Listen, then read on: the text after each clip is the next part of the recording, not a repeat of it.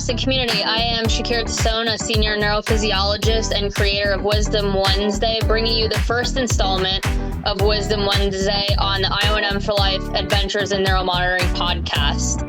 I created Wisdom Wednesday back in June of 2023 as a way to engage the IONM community and educate clinicians in various categories of neuromonitoring. So let's begin this week by diving into the brain. The brain is one of the most intensive parts of neurodiagnostics, so we want to start off heavy.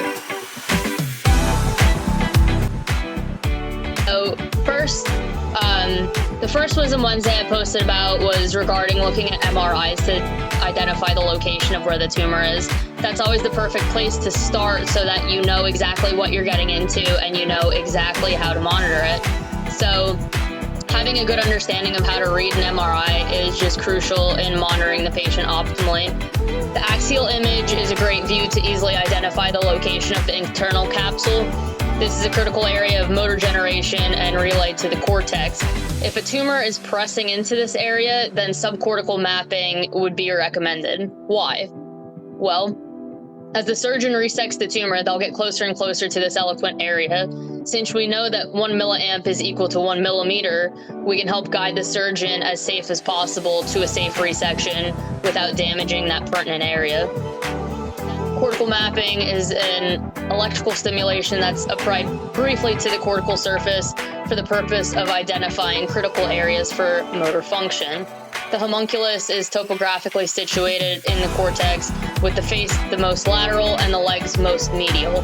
So if you're looking at the brain like this, your legs are going to be more medial here, and your arms and face are topographically situated laterally on your head.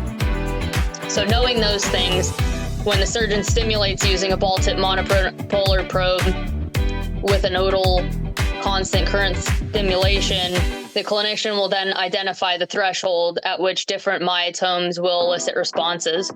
This information allows the surgeon to identify the proximity of these eloquent areas in relation to the tumor for safe resection.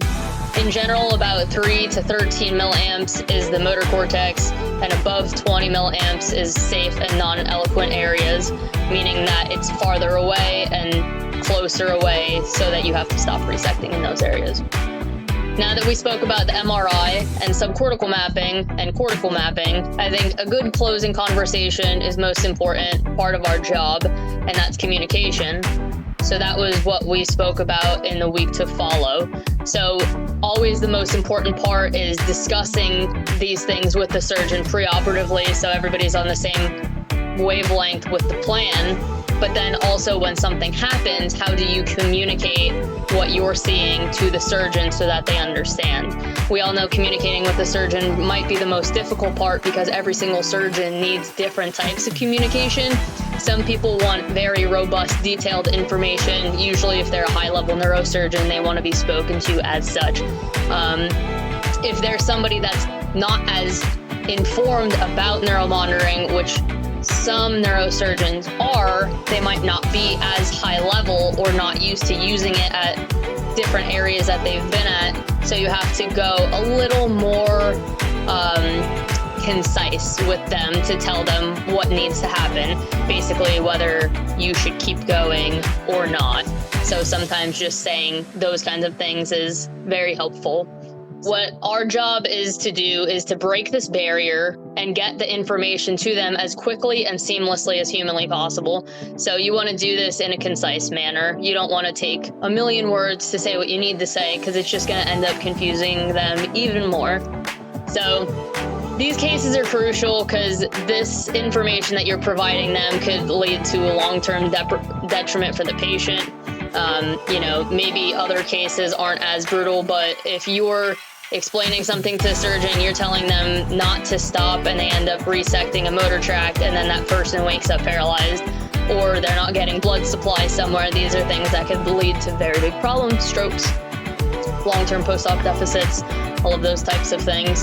So just make sure you have very clear conversations with your surgeon operatively and pre-operatively. Sometimes the surgeon will put on your case record they only want SSCPs and motors, or they only want SSCPs, motors, and bears. But if you are looking at this MRI, you have a thoughtful idea that you're like, oh, this is terribly close. It would be very beneficial if you utilize this modality. Now, maybe it's not a modality that they're used to utilizing, or they don't know about it. So you could say, hey, I don't know if you've done this before, but this would be helpful for this reason. Usually, as long as you give a good explanation, the surgeon will be like, oh, that does sound like a good idea. They'll think about it, and you should set up for it anyway. Because sometimes when you pitch it to the surgeon preoperatively, they're like, I don't know. And then, you're 20 minutes into the surgery, everything's draped, and they're like, oh yeah, can we map now? So always just set up for it as a default, because it might happen and you rather have it ready than to be the guy trying to go under the drape, get to the head, and hook all of this stuff up when it's not an ideal situation. So these are the types of conversations that help to provide optimal care for the patient and also build trust and rapport for the surgeon for a long-term beneficial relationship for everybody. So when the surgeon sees your competence and confidence, that's what builds trust and good communication. So never be afraid to speak up and ask questions or make suggestions, because that's what we're there for. You're not meant to just sit in the corner and say, hey, I have an alert. You're meant to say, hey, I have this going on in this myotome, or this dropped out, whatever the case may be, and say, because I think at this or this. It could be positioning, it could be a cage, it could be retraction, whatever it may be. Think your way through it and make that suggestion so that the surgeon doesn't stop and stare at you and say, what do you want me to do? Or it's a technical problem. You never want them to not have the trust in you that you know what you're doing, and they always think that it's a technical problem. Final thoughts is advocate for your patient and always do what's right and alert the surgeon of any potential hazards. If you think it's a problem in your gut, it's probably a problem. So let them know as soon as possible so it can be reversed and the patient can wake up without a deficit. That's what you're there for. So ensure you're informed, you're confident, and as always, be prepared to go the extra mile for your patient. Treat everybody like they are your family, because that's what you're there to do. We would love to hear from you. If there's anything that you want to discuss during a future episode of Wisdom Wednesday, please let me know. You can email me at shacktas@gmail.com or message me directly on LinkedIn. I'm always happy to help answer any questions. If you aren't comfortable with messaging me on LinkedIn, feel free to shoot me an email.